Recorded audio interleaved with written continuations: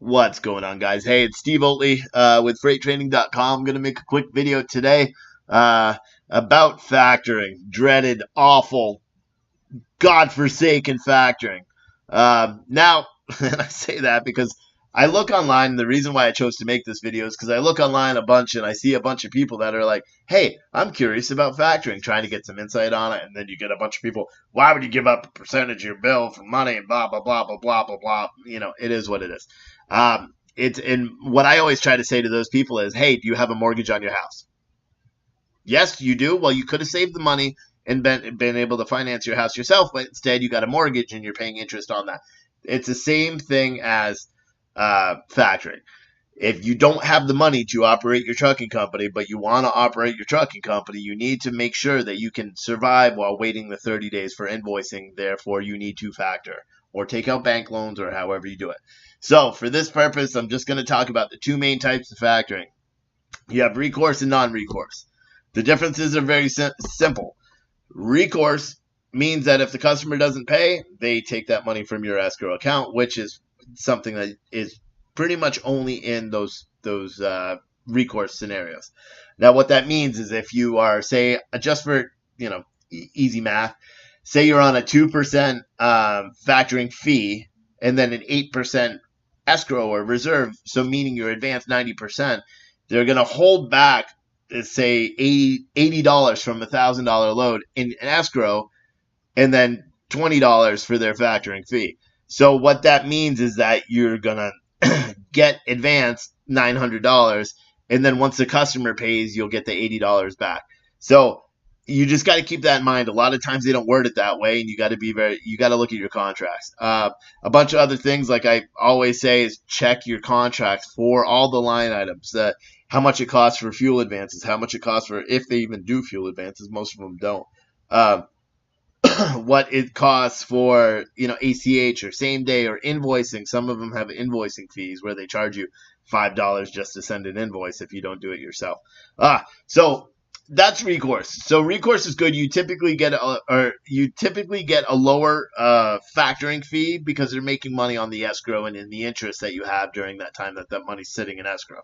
Now you do get it back unless the customer doesn't pay.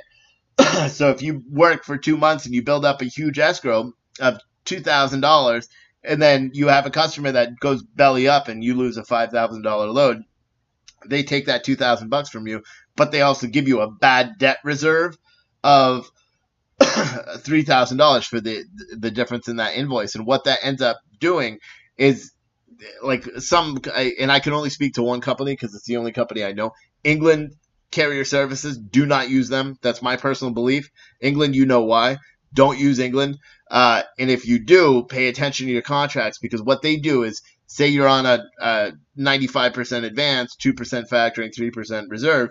The second your customer is slow pay or 60 days, or I think, whatever the contract states, if it's 45 days, they kick in what's called a bad debt reserve. And so they'll hold back an additional 10%. So what they did to one of our clients is they held back the 5% for the factoring fee was contracted, bad debt reserve for another 10%, and then they had a customer that never paid them, so they ended up getting a 10% back from that too. So they were losing 25% of every single load. And on a company that has excuse me, I gotta check, make sure it's an account. On a company that has owner-operators, losing 25% of a load, guess what it does? It puts them out of business, and that did happen, unfortunately. So that's recourse, and I don't recommend anyone go to recourse, just because it's a lot more convoluted. Yes, you're getting a better rate, but you're not actually, once you crunch all the numbers and what you're paying for factoring and paying for your invoicing fees and all that, all the other stupid fees that these factoring companies charge, it's not worth it. So then we're going to talk about recourse. Now, we sell recourse factoring through OTR Capital. I've been in this game for a long time. OTR Capital is the best company. I could talk for days about them. I'm not really going to. If you want to be on a non-recourse factoring, because I do not sell recourse factoring, I only sell non-recourse. And if you want to be on a non-recourse factoring rate of 4% or 3.5%, or if you got a bunch of trucks and you want me to get you a better rate, we could do that. So that, contact me and I'll do it.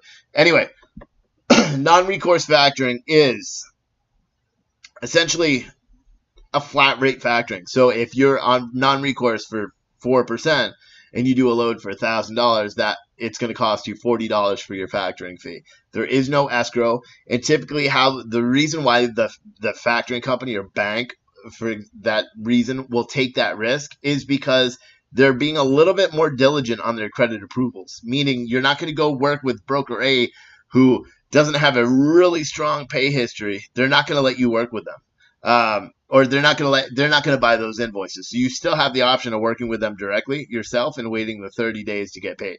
That's the biggest difference between the two. One is a flat rate factoring fee.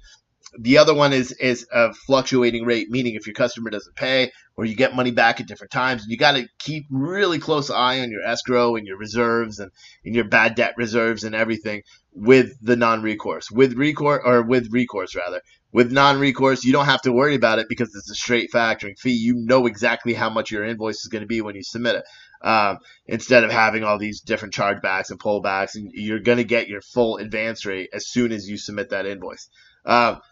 Again, with recourse and non-recourse, same thing. Pay attention to your contracts. If you're just getting started, you tell them you want a 90-day contract. If they don't do it, move on to the next company. Now, we do, with OTR, we can do a 90-day contract, and we do 90-day contracts, kind of a standard. Be very wary of the other factoring companies out there. When you think you're filling out an agreement, or not an agreement, really, an application, you're also giving some of those factoring companies the right to go file a UCC on you, which means that you will have to pay them money just to release you so you can go work with a different factoring company.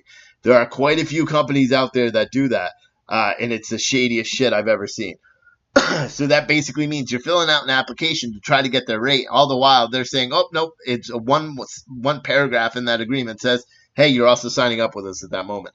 You know who's a big one? Foley does that in a real kind of shady way. You'll sign up for a different one of their services, and they throw in factoring in there. Or at least that's the way a lot of the clients have represented that to me, where they didn't know they signed up for factoring, but they had a UCC from Foley for factoring. So, and again, I'm not trying to get sued by Foley. This is what my clients have told me. So, I don't care whether or not you factor. There are people that are better than OTR. There are people that are better than Foley. There are people that are better than England. There's people that are better than Gulf Coast. There's people that are better than Triumph. You have to find the best fit. I'm not someone that likes to sit on the phone and wait on hold for 20 minutes when I'm trying to find out about my money.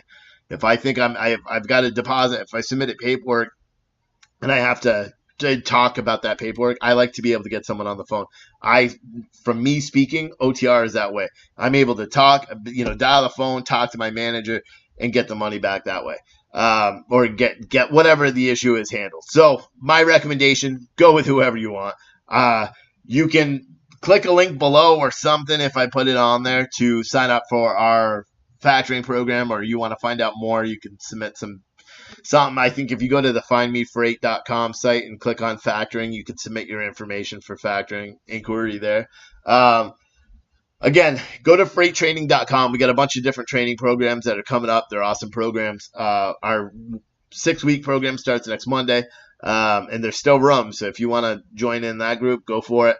And then we got our live seminars and for both dispatching and freight brokering coming up in the fall.